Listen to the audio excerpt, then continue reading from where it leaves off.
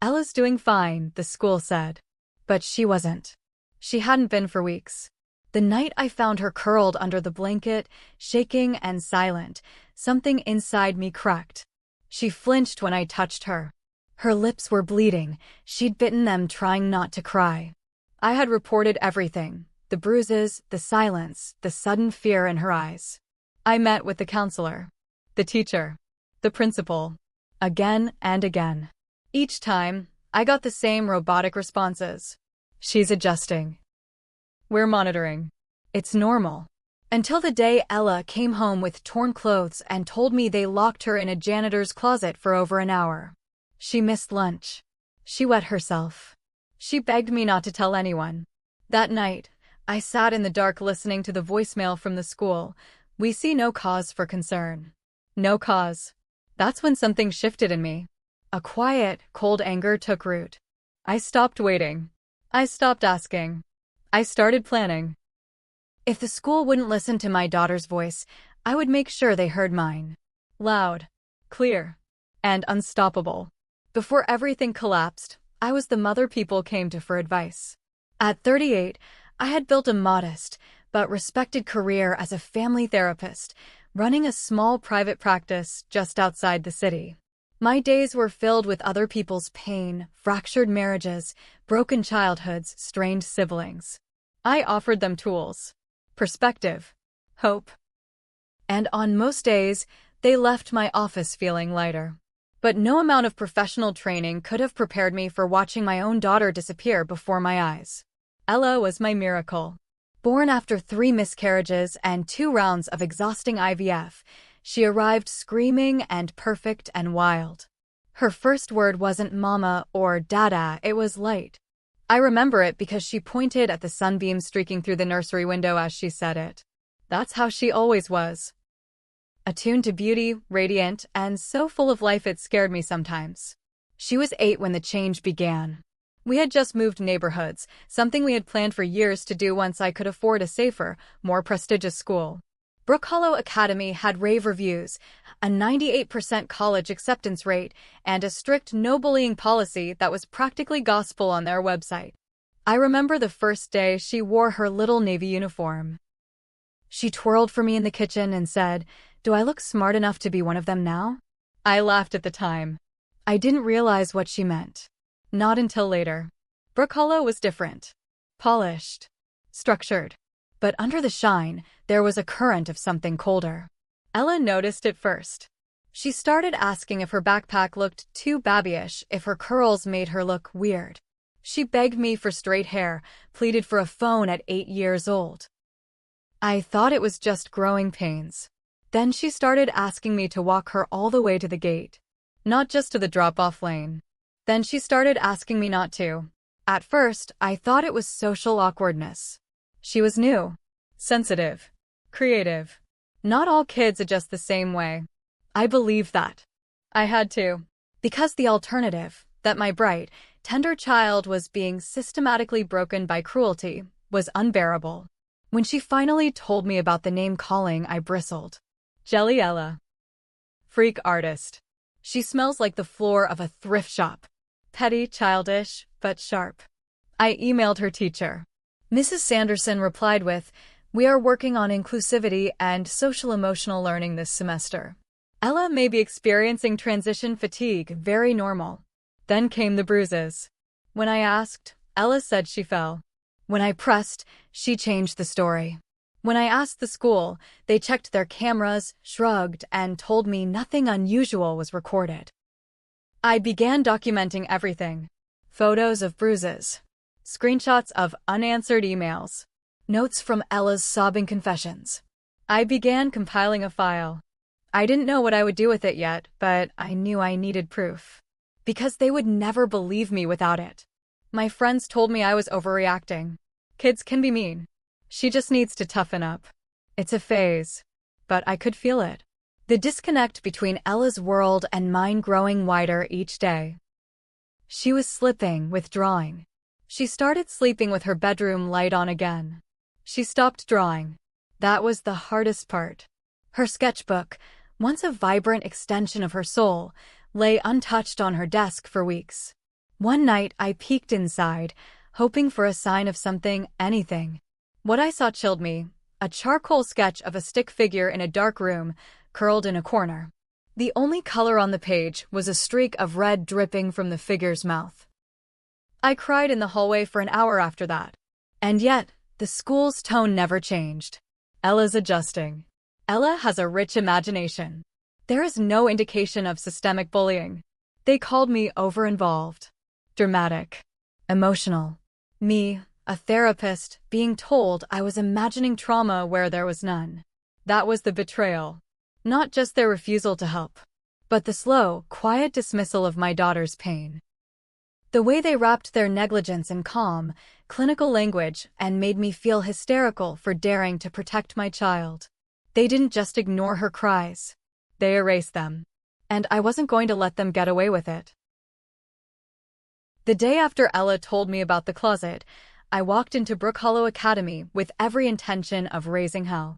The front office smelled like lemon disinfectant and denial.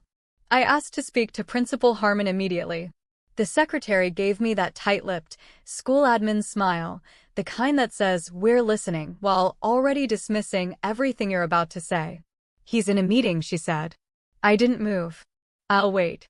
20 minutes later, Harmon called me in. He was a tall man with tired eyes and a desk so spotless it felt staged. I sat down, heart pounding, holding Ella's crumpled shirt in my hands like evidence in a courtroom.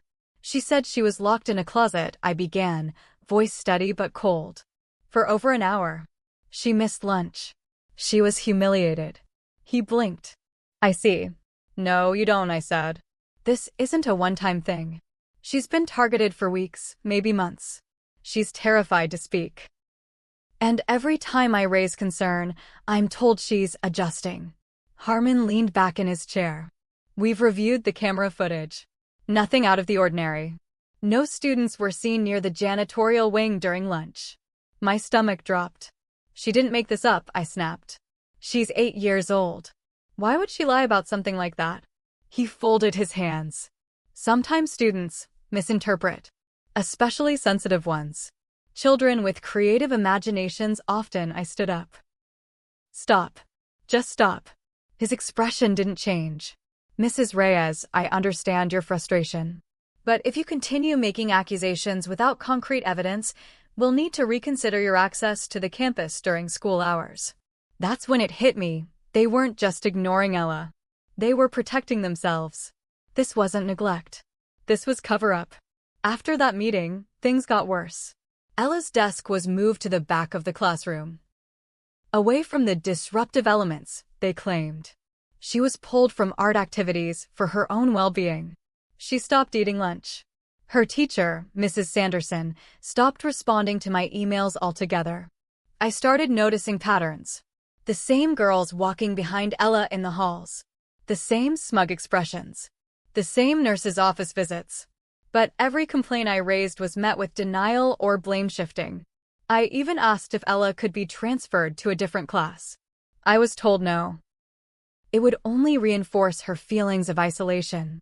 They were gaslighting me. Gaslighting her. One day, I came to pick Ella up early for a dentist appointment. I arrived unannounced. I signed in, was granted access, and made my way toward her classroom. That's when I saw it. Through the small square window of her classroom door, Ella, shoulders slumped, coloring quietly. One of the girls behind her leaned forward and whispered something in her ear. Ella froze. The girl laughed. The teacher didn't notice. Or pretended not to. I took out my phone. Hit record. A moment later, Ella stood up, walked to the pencil sharpener at the front of the room, and the same girl tripped her. The class laughed. Mrs. Sanderson turned her back. Ella didn't cry. She just picked herself up and sat down again like it was routine. My hand shook on the phone. I had never felt rage like that, clean, silent, volcanic. It wasn't just cruelty. It was apathy. And it was sanctioned. I went home that night and watched the video 10 times. Then I opened a private folder on my computer titled, Operation Wake Them Up. And I began to gather everything. Because if no one believed Ella, I would make sure the world did. I stopped sleeping. At night, I sat in the living room with my laptop, lit only by the soft glow of the screen and the quiet hum of my fury. The folder I had started, Operation Wake Them Up, was filling fast. Clips from school pickups. Ella's drawings, now disturbingly dark and detailed. Voice memos I'd begun recording after each interaction with school staff. Screenshots of every ignored email, every patronizing reply. I even started documenting Ella's bruises in better lighting, making her hold a dated newspaper so no one could claim they were old photos. She never complained. She only asked once, "Will this help?" And I told her, "Yes, baby. This time, they'll listen." But what broke me came not from a child, but from an adult. Mrs. Sanderson accidentally sent an email meant for the principal directly to me. A mistake. Maybe a tired slip. But one that sealed everything. It read, "I understand, Mrs. Reyes is escalating again. Ella has always struggled with boundaries and social blending. The mother is emotionally reactive and unwilling to accept Ella's role in these situations. Best to avoid further engagement for now." That line, Ella's role in these situations, it kept echoing in my head like a taunt. They weren't just ignoring my daughter. They were blaming her. I didn't reply. I saved the email. And that night, I decided to stop playing defense. I bought a small pinhole camera online, one discreet enough to sew into Ella's backpack. I hesitated at first. It felt invasive. But the law allowed recording in public settings, and I wasn't planting it to spy. I was protecting her in the only way I could. 2 weeks of recordings. Mostly quiet. Until one day, Ella came home and silently handed me her bag. "There's something today," she said. Her voice flat, eyes tired. "You might want to watch it." My heart raced as I transferred the footage. What I saw made me sick. The video showed 3 girls cornering Ella in the library. Whispering threats. One grabbed her drawing book and tore a page out. Another shoved her against a shelf. It wasn't just bullying, it was targeted, practiced. Ritual. And when Ella tried to tell the librarian, she was told to stop tattling. It was all there: date, time, faces, names. Finally, I had what they couldn't explain away. But I didn't go to the principal. No more polite meetings. No more careful warnings. Instead, I uploaded the footage anonymously, blurring Ella's face, and sent it to a local parenting forum known for its sharp opinion pieces and viral reach. I wrote a short caption: "This is what happens when elite schools ignore the quiet children. Brook Hollow Academy turned its back on my daughter. Please help me make them listen." Within 48 hours, it had over 10,000 views. Then 50,000. By the end of the week, a local journalist reached out. Then a former parent of the school. Then a teacher, retired, who had her own stories of silence and cover-up. A storm was coming. And this time, I wasn't scared of it. I was ready to walk straight into it. The video hit harder than I expected. Within days, the footage had exploded across social media. Parenting groups. Advocacy pages. Even local news segments blurred Ella's image while replaying the library confrontation on loop. The headline read, "Elite School Under Fire for Alleged Neglect of Bullying Victim." I thought I'd feel vindicated. Instead, I felt sick. I checked Ella's face constantly, watched her sleep, monitored every blink for signs of anxiety. But she didn't seem afraid. If anything, she looked relieved. Like someone else had finally said what she wasn't allowed to. But the school didn't stay quiet for long. Brook Hollow sent an email to all parents, calling the footage edited, unauthorized, and lacking context. They implied the video had been doctored. They claimed outside manipulation and reminded everyone that legal action may be taken against those violating campus privacy policies. They never named me. They didn't have to. By the following week, I was persona non grata. Former friends, mothers I used to bake cupcakes with at PTA events, stopped responding to texts. Some even posted vague messages about mothers who thrive on drama and overreactions causing real harm. The school called CPS on me, said I had created an unstable home environment and emotionally manipulated a child for personal vendetta. It was a routine check. The caseworker left after 10 minutes. Ella was healthy, safe, loved. Still, it felt like a knife in the gut. I was no longer just a mother seeking justice. I had become a threat.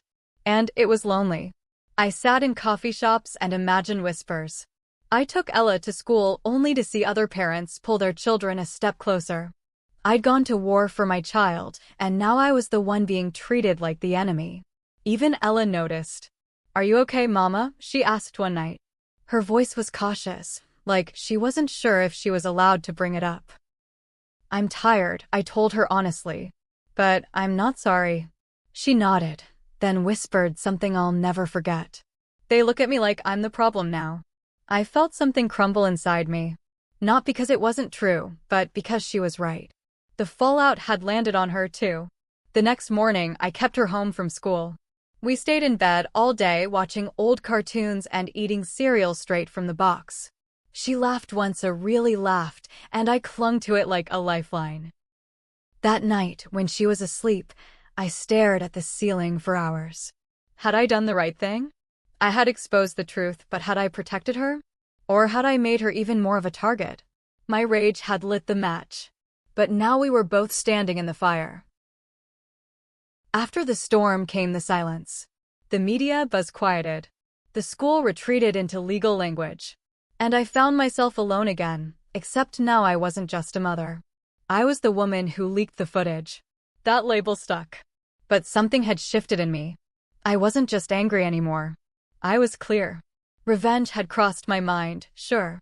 Fantasies of lawsuits, public firings, full-page exposés. But I knew scorched earth would burn Ella too. I needed something smarter. Something lasting. So, I started planning. I stopped reacting and began investigating. I dug into the school's policies, its board members, even its funding sources. I connected with other parents, quiet ones who had left the school without explanation. Some were scared to talk. Some weren't. I found stories. A boy suspended for instigating violence after defending himself. A girl whose parents were warned not to disrupt the culture when they reported harassment. Patterns, not accidents. A system designed to protect image, not children. I printed everything. Labeled it. Filed it. Not for the media this time, but for the school board. And when the next public forum was announced, I reserved a speaking slot. 10 minutes. 10 minutes to speak for Ella and every other child who had been told to sit down, stay quiet, or disappear. That night, I stood in front of the mirror and rehearsed. Not with fury. With facts. Not to shame. To hold them accountable. Because this wasn't about revenge anymore. It was about making sure they never ignored a child's cry again. The school board forum was held in the auditorium, polished wood floors, soft lighting, and folding chairs arranged with cold precision.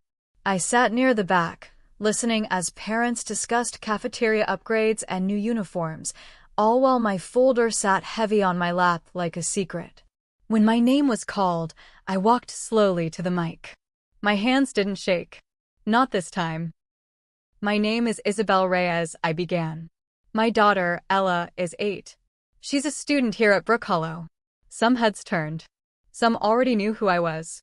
A few narrowed their eyes. "I've submitted reports. I've attended meetings. I've followed protocol." And for months, no one listened, not to me, and not to her. Until I made them. I paused, then opened the folder. This is not just about one video or one incident. This is about a culture that punishes the whistleblower and protects the silence. I passed out copies of my report, documented cases, quotes from staff, redacted interviews with other families. Every word vetted, every page timestamped. The room shifted. One board member asked a question, cautious. Another leaned forward, brows furrowed.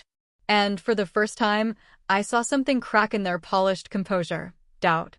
I didn't scream. I didn't accuse. I let the truth speak. Afterward, a quiet woman in a beige blazer approached me in the parking lot. "My son left Brook Hollow last year," she said softly. "He was bullied too. They blamed him. I didn't fight back the way you did. I wish I had." She walked away before I could respond. But her words stayed with me. This was bigger than Ella. Bigger than me. Change didn't need rage.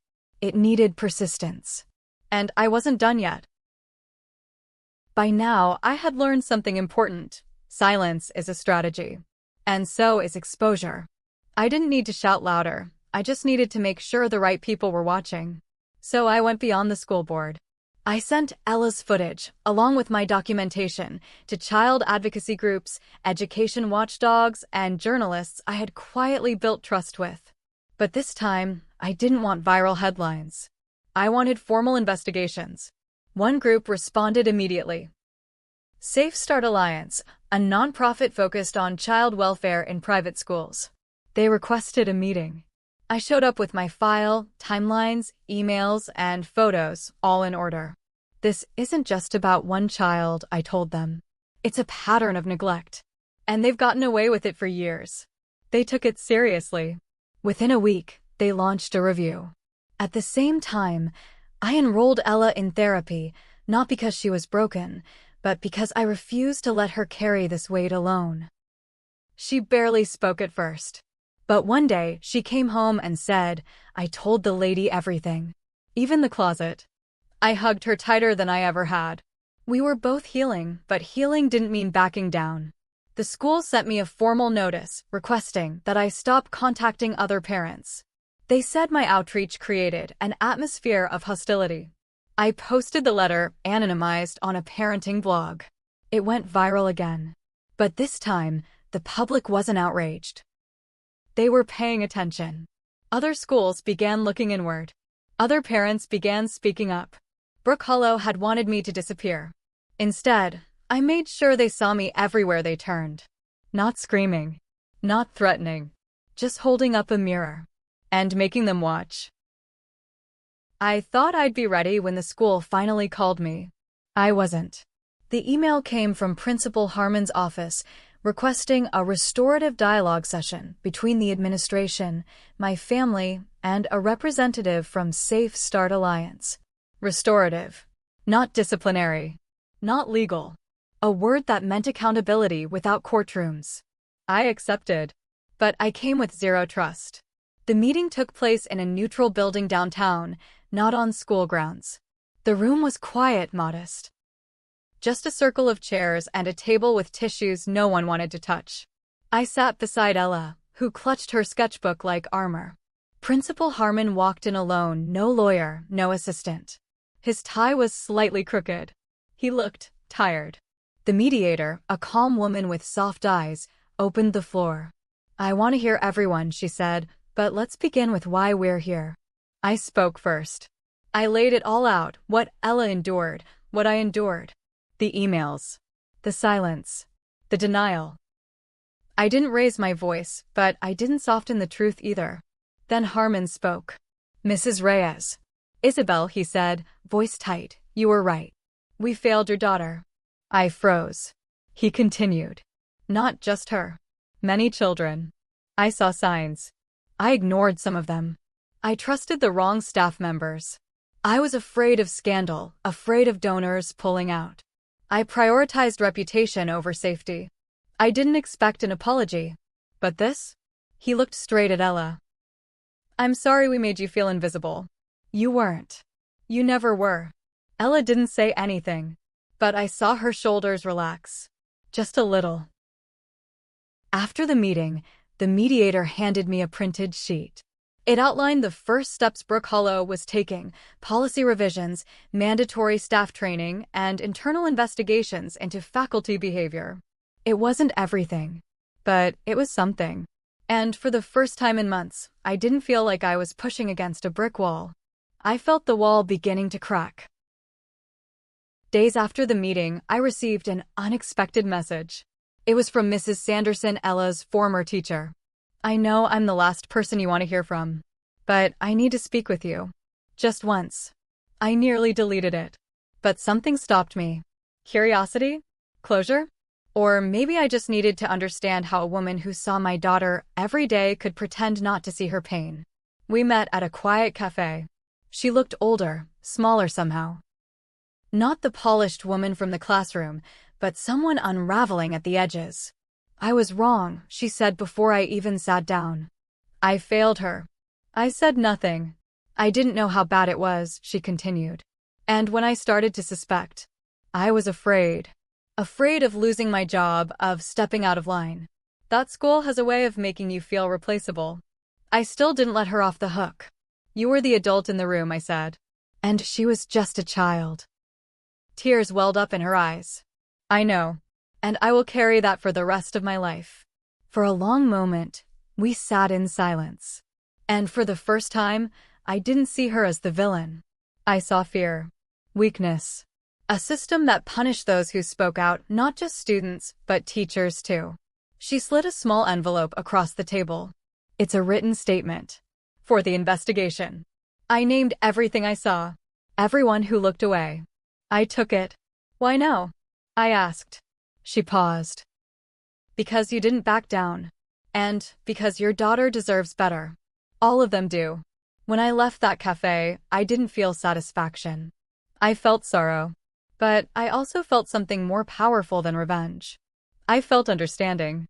And with that understanding, the anger inside me, while still there, finally loosened its grip. The final board meeting wasn't meant to be a showdown, but it became one. The Safe Start Alliance report had just been released. It named names. It exposed patterns. It concluded, without question, that Brook Hollow Academy had systematically failed to protect its most vulnerable students.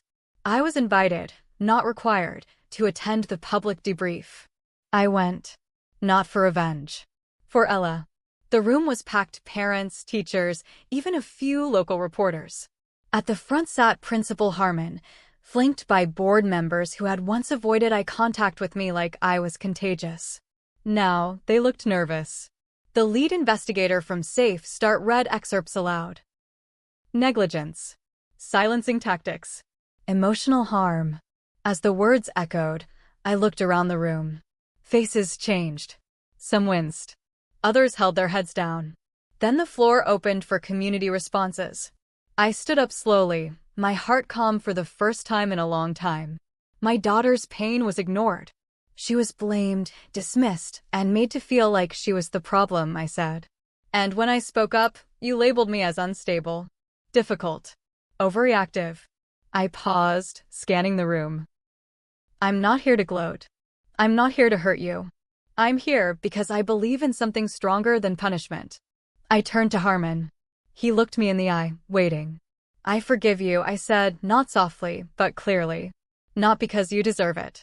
But because I refuse to let your silence live in my bones any longer. Gasps rippled through the room. But I didn't waver. Accountability matters. But so does healing. And healing only begins when the truth is no longer feared. I didn't cry. I didn't yell. I simply sat down and let the silence do what it never could before, speak volumes. When I looked over at Ella, sitting in the front row with her sketchbook on her lap, she smiled. A real smile. And I knew we had already won.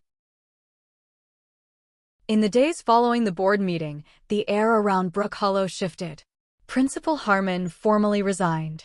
Mrs. Sanderson, after submitting her testimony, quietly left the school. Several staff members were either disciplined or placed under review. A parent-led oversight committee was formed. Real change had begun, and it wasn't cosmetic. It was structural. Ella didn't return to Brook Hollow. We didn't need that place anymore. I enrolled her in a small, progressive school across town. No uniforms. No hushed hallways. No donor culture. Just real teachers, real conversation, and kids who were taught how to listen as much as how to speak. It wasn't perfect, but it was safe. And for the first time in months, I watched my daughter run toward the classroom, not away from it. She drew again. She sang in the car. She even made a friend named Harper who wore mismatched socks and carried a notebook filled with dragons. At night, Ella no longer asked for the light to stay on. But sometimes, she still asked me to lay beside her. I always did. As for me, things were quieter. Some friendships never returned. Some parents never looked at me the same. But I didn't mind. I'd learned that the price of truth is often isolation, but the reward is peace. I kept the Operation Wake Them Up folder. Not to reopen the wound, but as a reminder, silence isn't strength.